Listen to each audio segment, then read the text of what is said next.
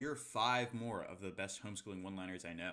Number five is "An investment in knowledge pays the best interest" by Benjamin Franklin. He is one of the all-time one-liner kings, and he's on the $100 bill, so I guess you'd know. Number four is "Intellectual growth should commence at birth and cease only at death." Albert Einstein. Albert Einstein actually was a huge critic of standardized education systems. He did quite poorly. He described his teachers as drill sergeants.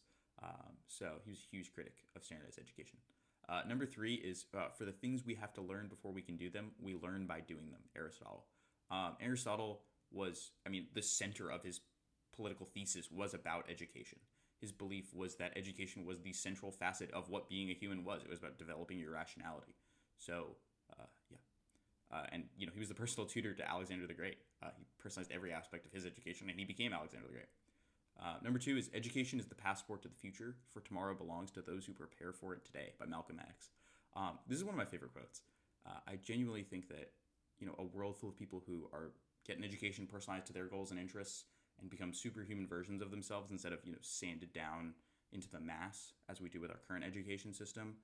I think it's a way more exciting world. And number one is "Our whole education system, from the elementary schools to the universities, is increasingly turning out people who have never heard enough conflicting arguments to develop the skills and discipline required to produce a coherent analysis based on logic and evidence" by Thomas Sowell.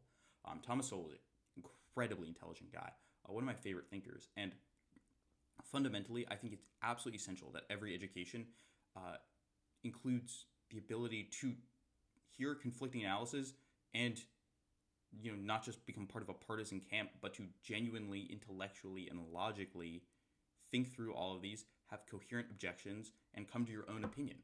I think that this has been lost as part of our education system. Rhetoric and debate are no longer part of them, and I think this is actually a disservice we are doing to the next generation.